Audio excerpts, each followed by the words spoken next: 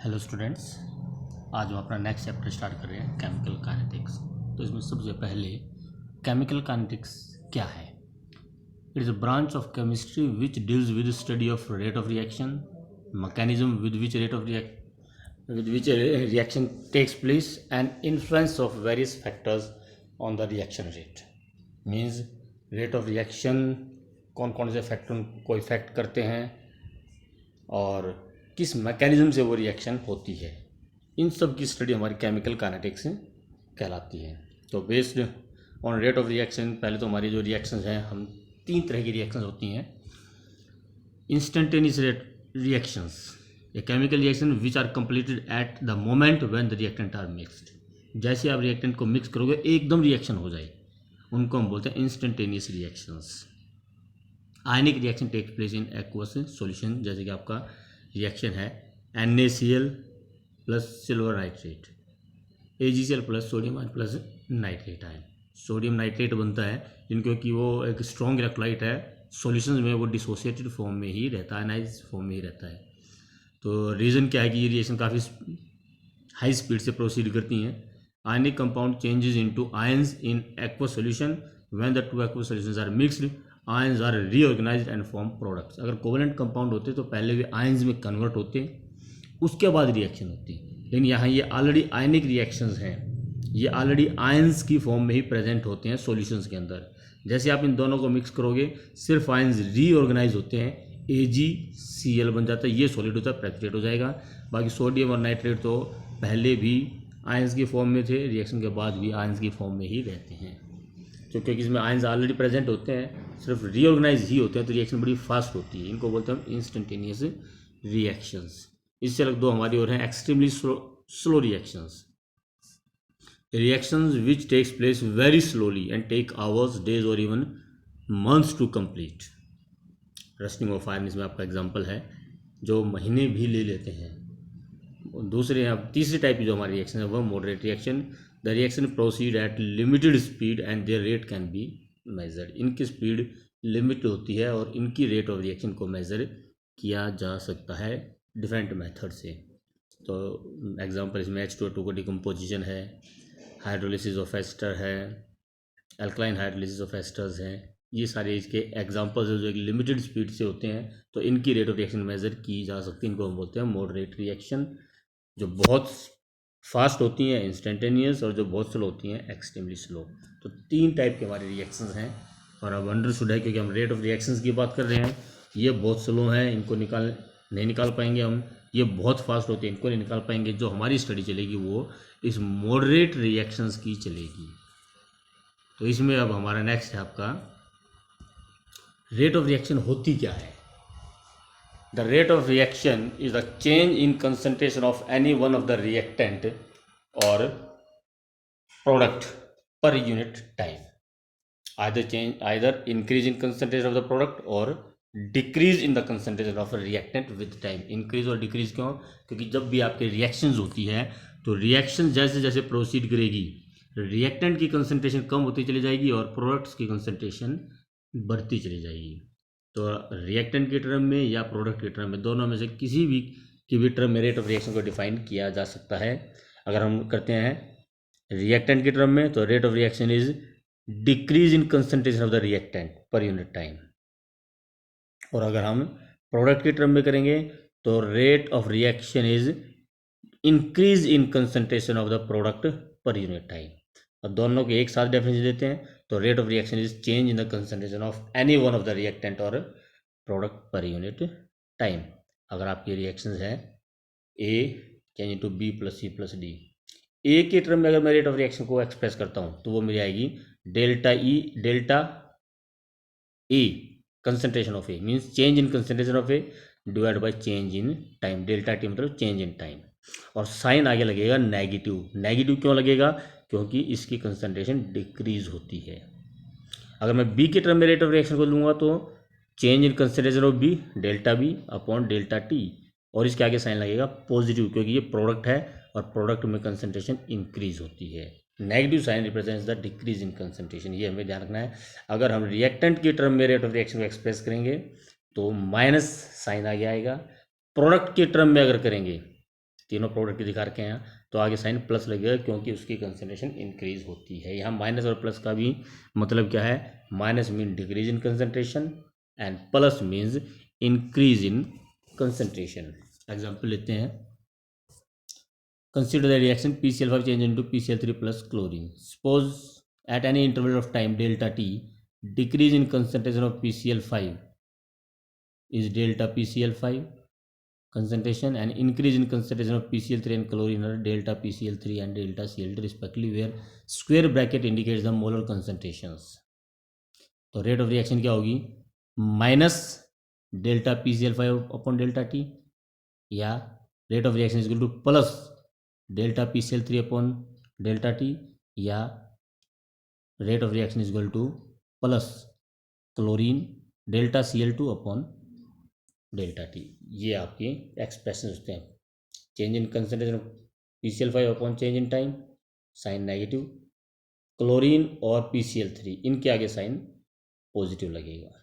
तो rate of reaction को आप रिएक्टेंट के टर्म में या रेट ऑफ रिएक्शन को आप इन प्रोडक्ट्स के टर्म में एक्सप्रेस कर सकते हो। अगर आफ्टर टाइम 10 मिनट्स 10 मिनट के बाद PCl5 की कंसंट्रेशन 0.20 है और 15 मिनट के बाद वो रह जाती है 0.15, तो रेट ऑफ रिएक्शन क्या होगी, पहले तो चेंज इन कंसंट्रेशन देखिए, 0.20 से 0.15 मतलब 0.05 जो है माइनस, अगर आप इसको करोगे फाइनल, ये भी ध्यान रखना जब हम चेंज इन कंसंट्रेशन निकालते हैं वो फाइनल माइनस इनिशियल होता है, final concentration minus initial concentration, तो फाइनल कंसंट्रेशन है 0.150, इनिशियल हम इसको इनिशियल टाइम लेकर चलेंगे माइनस 0.20, तो minus 1.50 minus 0.2 minus 0.50 upon 0.5, change in time 10 second 15 minus 10 5 minute का है, 15 माइनस 10 5 मिनट का आपका टाइम हो गया, तो 0.01 मोल्स पर लीटर आएगी। पॉजिटिव साइन आ जाएगा क्योंकि यहाँ साइन था बाहर माइनस, माइनस क्यों था, ये माइनस इसलिए था क्योंकि यहाँ रिएक्टेंट की टर्म है, और यहाँ अंदर माइनस आया जब हमने 0.15 में से 0.2 माइनस किए, तो माइनस माइनस टोटल हमारा पॉजिटिव हो जाएगा। तो कुल मिलाकर overall rate of reaction positive ही आएगी। रिएक्टेंट के टर्म में ऑलरेडी बाहर पॉजिटिव होता है, अंदर भी पॉजिटिव आएगा क्योंकि वहाँ कंसंट्रेशन इंक्रीज होती है। Negative sign of reactant shows that the concentration of the reactant decrease with proceeding of the reaction, and rate of reaction is always positive. तो इस तरह से रेट ऑफ रिएक्शन निकालते हैं। यानी यहाँ पर भी एक फैक्टर और भी अभी काम करता है, अगर ये जो हमने एग्जांपल लिया यहाँ पर कोफिशिएंट तीनों का 1 है, रिएक्टेंट का भी 1 है और दोनों प्रोडक्ट का भी कोफिशिएंट 1 है, लेकिन अगर कोफिशिएंट भी डिफरेंट हो, स्टोइचियोमेट्री अगर रिएक्शन की डिफरेंट हो, तब हम उसको कैसे एक्सप्रेस करेंगे। ये देखिए, for a reaction having different stoichiometry, if the stoichiometry of the reaction is different, A plus B C और डी, यहाँ जो कोफिशिएंट है, ए का कोफिशिएंट ए है, कैपिटल बी का कोफिशिएंट स्मॉल बी है, कैपिटल सी का कोफिशिएंट सी और कैपिटल डी का कोफिशिएंट डी है, तब हमें रेट ऑफ रिएक्शन के लिए कोफिशिएंट से डिवाइड भी करना है। अगर कोफिशिएंट से डिवाइड नहीं करते तब हमारा रेट ऑफ रिएक्शन ए के टर्म में कुछ हो रहेगी और बी के टर्म में कुछ हो रहेगी, सी के टर्म में कुछ और डी के टर्म में कुछ हो रहेगी, डिफरेंट आएंगी, जबकि रेट ऑफ रिएक्शन एक रिएक्शन की रेट ऑफ रिएक्शन अलग अलग नहीं हो सकती। रिएक्शन एक ही है तो इसकी रेट ऑफ रिएक्शन भी एक आएगी, अलग अलग वैल्यू ना आए उसके लिए वहाँ कोफिशिएंट से डिवाइड किया जाता है। ये हमारा बनता है actual rate of reaction is equal to 1/a multiplied by minus delta A upon delta T. आप इसको ऐसे लिख सकते हैं,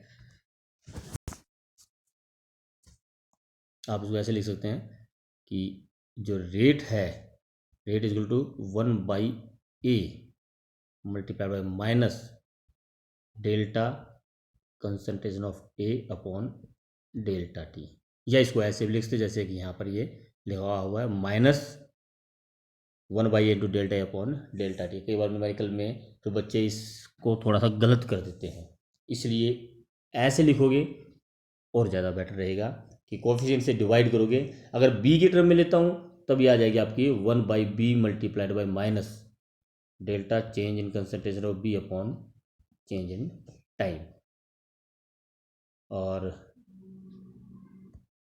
इसी को अगर हम सी के टर्म में लिखेंगे तब हमारी रेट हो जाएगी 1/c into delta C upon delta T. यहाँ माइनस साइन नहीं आएगा क्योंकि सी हमारा प्रोडक्ट है। ऐसे डी की टर्म में वहाँ आपका delta 1/d into delta D upon delta T हो जाएगा डिवाइड बाई 1/d। तो इस तरह से हमारा रेट ऑफ रिएक्शन निकाला जाता है। एग्जांपल देखिए, जैसे इसमें एग्जांपल दे रखा है अमोनिया का फॉर्मेशन का। Haber process nitrogen plus 3 hydrogen produce 2 ammonia है। कोफिशिएंट तीनों के अलग अलग है। नाइट्रोजन कोफिशिएंट 1 है, हाइड्रोजन का जो कोफिशिएंट है वो 3 है, और अमोनिया का कोफिशिएंट जो है वो 2 है। तो इनके टर्म में अगर रेट ऑफ रिएक्शन एक्सप्रेस किया जाएगा तो rate is equal to minus delta concentration nitrogen upon delta T. Small change के लिए डी लिख देते हैं, अगर लार्ज चेंज है तो, या ओवरऑल चेंज के लिए डेल्टा लिख देते हैं। इक्वल टू हाइड्रोजन के टर्म मिलेंगे तो -1/3 into D H two upon D T हो जाएगा। अमोनिया के टर्म मिलेंगे तो 1/2 into D ammonia upon D T हो जाएगा। The rate of disappearance of nitrogen. अब डिसअपीयरेंस का मतलब क्या है? डिसअपीयरेंस का जो हमारा मतलब है कि जैसे हमने यहाँ लिया हाइड्रोजन के टर्म में जो रेट है, अगर मैं कोफिशिएंट से डिवाइड नहीं करता हूँ concentration of hydrogen upon D T या डेल्टा टी जो भी आप लें, तो ये हमारी बन गई rate of disappearance of hydrogen. और rate of disappearance of nitrogen है N2 concentration upon D T. लेकिन अगर मैं इसको कोफिशिएंट से डिवाइड कर देता हूँ 1/3, अब ये बन जाती है रेट ऑफ रिएक्शन। दोनों में फर्क है, रेट ऑफ रिएक्शन और rate of disappearance of reactant या rate of appearance of a product. ये जो आपकी आएगी डेल्टा या D ammonia concentration upon D T, ये मेरी rate of appearance of ammonia है। इसको अगर मैं कोफिशिएंट से डिवाइड कर दूंगा, अब ये रेट ऑफ रिएक्शन बन जाएगी। इस चीज़ को बड़ा क्लियरली माइंड में होना चाहिए कि जब तक हम कोफिशिएंट को डिवाइड नहीं करते वो rate of disappearance of particular reactant होती है या rate of appearance of particular product होती है। कोफिशिएंट से डिवाइड करने के बाद वो रेट ऑफ रिएक्शन बनती है। ये और भी आपको क्लियर होगा। एक एग्जांपल हम देखते हैं। ये आपका एक क्वेश्चन है, reaction between dichromate and HNO2 nitrous acid is an acidic medium is HNO3 के साथ रिएक्शन है। ये क्वेश्चन में थोड़ा सा मिस प्रिंटिंग है। तो the rate of reaction of dichromate is found to be, rate of disappearance है ये, rate of disappearance of dichromate is found to be 2.4 × 10⁻⁴ moles per liter per second during a measured time interval. Find the rate of appearance of chromium ion during this interval of time. तो ये आपका कैसे solve होगा, इसके लिए देखिए जरा।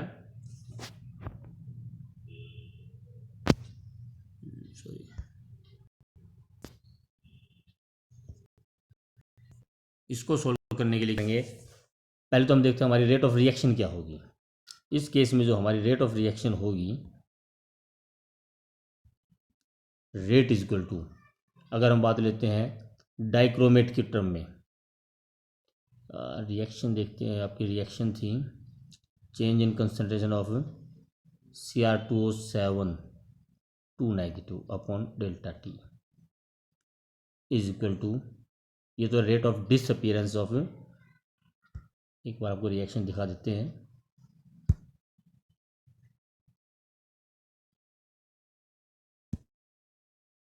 Coefficient जो इसमें आपको ध्यान रखना है, डाइक्रोमेट का कोफिशिएंट 1 है और नाइट्रिक एसिड का जो कोफिशिएंट है वो 3 है और क्रोमियम आयन का 2 है। तो इन्हीं कोफिशिएंट्स को लेकर हमने चलना है। तो जो रेट ऑफ रिएक्शन है, जो इसको शॉर्ट में लेते हैं, बहुत बड़ा हो जाएगा।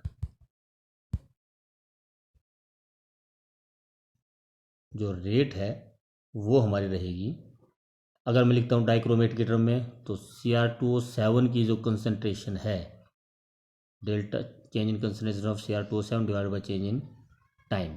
कोफिशिएंट इसका 1 है तो डिवाइड करें या ना करें कोई फर्क नहीं पड़ता। ये रेट हमारी साइन रहेगा नेगेटिव। तो ये तो हमारी रेट ऑफ डिसअपीयरेंस ऑफ डाइक्रोमेटाइन। ऐसे ही क्रोमियमाइन की बात करें, इसका कोफिशिएंट 2 था, तो change in concentration of chromium ion upon change in time, sign रहेगा प्लस का मल्टीप्लाइड बाई 1/2, ये है रेट ऑफ रिएक्शन। और इसमें ये है मेरी रेट ऑफ अपीयरेंस ऑफ क्रोमियमाइन। अब रेट ऑफ रिएक्शन तो क्योंकि पूरी रिएक्शन की सेम है तो ये दोनों होंगी इक्वल। ये रेट ऑफ रिएक्शन डाइक्रोमेटाइन के टर्म में है, ये रेट ऑफ रिएक्शन क्योंकि मैंने कोफिशिएंट से डिवाइड किया है क्रोमियमाइन के टर्म में है, और दोनों इक्वल होंगे क्योंकि रेट ऑफ रिएक्शन पूरी रिएक्शन के लिए सेम ही होती है। अब दोनों इक्वल हैं। हमें ये दे रखी है रेट ऑफ डिसअपीयरेंस, कोफिशिएंट से डिवाइड किए बिना वो रेट ऑफ डिसअपीयरेंस है। इसकी वैल्यू में दे रखी है 2.4 into 10⁻⁻⁴ rate of disappearance of chromate ion dichromate ion, और हमें rate of appearance of chromium ion पूछी हुई है। तो 2 को इस तरफ ले आएंगे और ये आपका concentration of chromium ion upon change in time, ये हमारी आंसर आ जाएगा 4.8 जो भी है इंटू 10⁻⁻⁴। तो ये आपका देखिए ज़रा, इसमें ये आपका रेट ऑफ रिएक्शन के लिए फार्मूला है डाइक्रोमेटाइन के टर्म में change in concentration of dichromate ion upon change in time, nitric acid के टर्म में change in concentration of nitric acid divide by 1/3। अब रेट ऑफ रिएक्शन है तो कोफिशिएंट से डिवाइड होगा, 1/3 से डिवाइड हुआ, माइनस साइन आगे दोनों के क्योंकि दोनों ही रिएक्टेंट हैं। क्रोमियमाइन के टर्म में change in concentration of chromium ion upon change in time divide by 1/2। तो ये हमारी रेट ऑफ रिएक्शन है। इसके टर्म में भी ले सकते हैं, इसके टर्म में भी, इसी के टर्म में भी, क्योंकि रेट ऑफ रिएक्शन सभी के लिए सेम होगी तो वो हम इक्वल आ जाएंगे तीनों। अब हमें गिवन क्या है, सिर्फ रेट ऑफ डिसअपीयरेंस ऑफ डाइक्रोमेटाइन, हमें सिर्फ ये गिवन है। इसकी वैल्यू 2.4 इंटू 10⁻⁷ है, और हमें ये चीज़ निकालनी है, या दरअसल हमें निकालनी है rate of disappearance, rate of appearance of chromium ion. 1/2 करने से रेट ऑफ रिएक्शन आ जाती है, लेकिन हमें चाहिए सिर्फ रेट ऑफ रिएक्शन। तो इस 2 को इस तरफ ले आएंगे, इसकी वैल्यू पुट करने के बाद ऐसे नाइट्रिक एसिड की भी और ऐसे ही इसकी भी, दोनों की ये 3 को इस तरफ ले आएंगे इसकी वैल्यू के साथ, मल्टीप्लाइड बाई ये वैल्यू हमारी 2.4 इंटू 10⁻⁴ है, 3 इस तरफ आ जाएगा, मल्टीप्लाई कर देंगे, ये हमारा नाइट्रिक एसिड की रेट ऑफ अपीयरेंस आ जाएगी, और 2 से मल्टीप्लाई करेंगे, 2 इस तरफ आगे 2 से मल्टीप्लाई करेंगे तो ये हमारी रेट ऑफ अपीयरेंस ऑफ क्रोमियमाइन आ जाएगी। तो इस तरह से ये हमारे न्यूमेरिकल्स इस पर आते हैं। तो कोफिशिएंट अगर आपका डिफरेंट है तो कोफिशिएंट से डिवाइड होगा, तब जाके हमारी रेट ऑफ रिएक्शन बनती है। कोफिशिएंट से डिवाइड नहीं करते तो वो रेट ऑफ डिसअपीयरेंस या रेट ऑफ अपीयरेंस हो जाती है। इसके बाद इसमें यूनिट है, unit of rate of reaction हमारी मोल्स पर लीटर पर सेकंड होती है या एटमॉस्फेरिक पर सेकंड होती है। अगर प्रेशर को कंसंट्रेशन देकर कई बार प्रेशर भी दे देते हैं, जब प्रेशर दे रखा हो तब हमारी यूनिट होती है एटमॉस्फेरिक पर सेकंड या एटमॉस्फेरिक पर मिनट या एटमॉस्फेरिक पर आवर, जो भी हम टाइम की यूनिट लेते हैं। और अगर कंसंट्रेशन है तो मोल्स पर लीटर पर सेकंड या मोल्स पर लीटर पर मिनट, जो भी यूनिट है टाइप की। इसके बाद हमारी 2 टाइप की रेट ऑफ रिएक्शंस है, एक होती है average rate of reaction and दूसरी होती है इंस्टेंटेनियस रेट ऑफ रिएक्शन। तो पहले हमारी एवरेज रेट ऑफ रिएक्शन क्या है, rate of change in concentration of reactant और product over a period of time is known as average rate of reaction. और ये आपका एवरेज रेट ऑफ रिएक्शन होती है आपकी प्लस माइनस साइन, मतलब रिएक्टेंट या प्रोडक्ट के लिए जो भी है, change in concentration divide by change in time, plus sign product के लिए, माइनस साइन रिएक्टेंट के लिए। एक्स इज रिएक्टेंट या product, plus for product and minus for the reactant. ऐसे इंस्टेंटेनियस रेट ऑफ रिएक्शन होती है हमारी rate of change in concentration of any one of the reactant और product at A given instant of time is known as instantaneous rate of reaction. बड़ा simple सा मतलब है, suppose कीजिए आप दिल्ली से आगरा जा रहे हैं और दिल्ली से आगरा की जो दूरी है वो 300 किलोमीटर है। आप 9 बजे यहाँ से चलते हैं और 3 बजे वहाँ पर पहुँच गए। 9 बजे आप दिल्ली से चले, 3 बजे आप आगरा पहुँच गए, तो आपको टाइम लगा 6 घंटे, दूरी थी 300 किलोमीटर। तो कुल मिलाकर आपकी स्पीड क्या हुई, 50 किलोमीटर पर आवर। तो ये आपकी एवरेज स्पीड है। लेकिन अगर आपसे पूछा जाए कि 10:05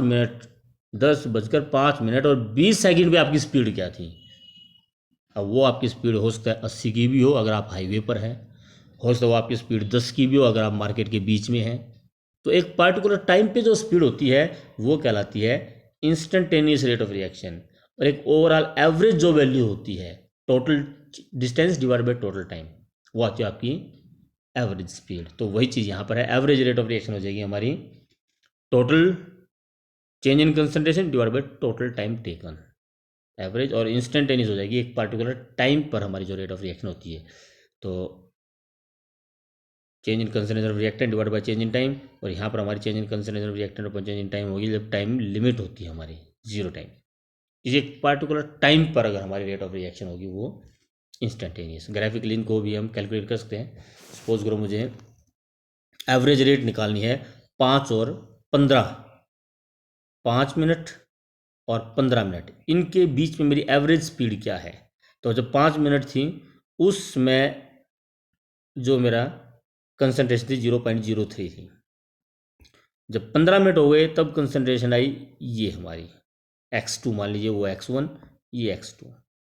तो चेंज इन कंसंट्रेशन क्या होगा, final minus initial x2 minus x1, और चेंज इन टाइम 15 माइनस 5 मतलब 10। तो कुल मिलाकर x2 minus x1 divide by T2 minus T1, ये हमारी रेट ऑफ रिएक्शन हो जाएगी। साइन नेगेटिव है क्योंकि ये रिएक्टेंट की टर्म में है। अगर यही चीज़ प्रोडक्ट की टर्म में होती तब भी हम एवरेज निकाल सकते थे, लेकिन वो दिखाएंगे अगले ग्राफ में। लेकिन पहले यहीं इसी के टर्म में ज़रा इंस्टेंटेनियस भी देख लीजिए। अगर आपसे पूछ लिया जाए कि 10 मिनट जब टाइम था उसमें रेट ऑफ रिएक्शन क्या थी, तो उसके लिए क्या करेंगे, वो हमारी इंस्टेंटेनियस हो जाएगी। दो टाइम के बीच में एवरेज थी, लेकिन एक पार्टिकुलर टाइम पे जो रेट ऑफ रिएक्शन वो इंस्टेंटेनियस है। उसके लिए क्या करेंगे, जहाँ भी ये इंटरसेक्शन बनता है यहाँ एक टेंजेंट ड्रॉ करते हैं। टेंजेंट ड्रॉ करेंगे, इसका जो स्लोप होगा ओ ए अपॉन ओ बी, ये बी है ये ओ ए है, रिएक्टेंट की कंसंट्रेशन डिवाइड बाई टाइम। जो इसका स्लोप बनता है that will be our instantaneous rate of reaction. अगर आपको एवरेज निकालनी है, एवरेज तो x2 upon x1 divide by T2 upon T1, और अगर आपको इंस्टेंटेनियस रेट ऑफ रिएक्शन निकालनी है ग्राफ से, तो जिस पार्टिकुलर टाइम पे आपको इंस्टेंटेनियस रेट ऑफ रिएक्शन निकालनी है उस टाइम पर यहाँ जो आपकी ग्राफ है उस पर एक टेंजेंट ड्रॉ करो। इस टेंजेंट का जो स्लोप होगा वो आपकी इंस्टेंटेनियस रेट ऑफ रिएक्शन होगी। और स्लोप कैसे निकालोगे आप, this O A upon O B. ये दोनों ग्राफ मेरे रिएक्टेंट के लिए थे। अगर हम बात प्रोडक्ट की करें तो ग्राफ हमारा इस तरह से आएगा। इस तरह से क्यों आएगा, क्योंकि प्रोडक्ट की कंसंट्रेशन इंक्रीज होती है समय के साथ। जैसे टाइम बढ़ेगा कंसंट्रेशन इंक्रीज होती चली जाएगी, रिएक्टेंट की कंसंट्रेशन डिक्रीज होती चली गई थी। तो इस ग्राफ में अगर आपको एवरेज रेट ऑफ रिएक्शन निकालनी है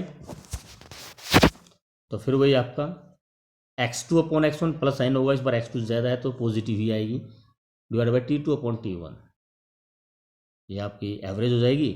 और किसी एक पार्टिकुलर टाइम पर अगर इंस्टेंटेनियस निकालनी है तो फिर वही इस ग्राफ पे यहाँ टेंजेंट ड्रॉ करो, और टेंजेंट का जो आपका स्लोप होगा वही ओ ए अपॉन ओ बी, इसका जो स्लोप होगा वो हमारा इंस्टेंटेनियस रेट ऑफ रिएक्शन आ जाएगी। तो प्रोडक्ट या रिएक्टेंट किसी की टर्म में ग्राफ से आप एवरेज और इंस्टेंटेनियस रेट ऑफ रिएक्शन निकाल सकते हैं। चलिए जी, अब इसके बाद नेक्स्ट में कुछ डेफिनेशन जरा ये भी कर लेते हैं। Reaction lifetime, it is defined as a time taken by reaction to proceed almost completely. Complete होने में कितना टाइम लगता है वो हमारा रिएक्शन लाइफ टाइम होता है। हाफ लाइफ टाइम, अब हाफ लाइफ है मतलब जब 50% ऑफ द रिएक्टेंट कंज्यूम हो जाते हैं। It is defined as time taken by the reaction to proceed to the 50% completion. Concentration of the reactant decrease to half of its initial value. अगर आप 50 moles per litre concentration लेके चलते हैं तो जब 25 रह जाएगी वो हमारा हाफ लाइफ होगा। 100 मोल पर लीटर लेके चलते हैं तो जब 50 रह जाएगी, 50 कंज्यूम हो जाएंगे, वो हमारा हाफ लाइफ होगा। ऐसे जनरेशन टाइम है, ये मोस्टली बैक्टीरिया वगैरह के लिए यूज़ किया जाता है। बायोलॉजिकल प्रोसेस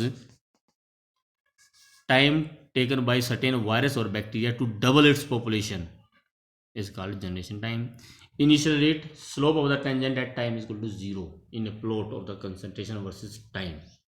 जो हमारे ग्राफ थे इसमें जब हम टाइम को 0 पर ले जाते हैं उसमें जो हमारी रेट होती है, मतलब रिएक्शन के स्टार्टिंग में टाइम 0 मतलब जब हम रिएक्शन स्टार्ट करते हैं उसमें जो हमारी रेट ऑफ रिएक्शन होती है वो इनिशियल रेट कहलाती है। It help in determining the order of the reaction. आगे आपका आएगा ऑर्डर ऑफ रिएक्शन। अब आगे कंसंट्रेशन का है वो हम अपना नेक्स्ट वीडियो में लेंगे। Thank you.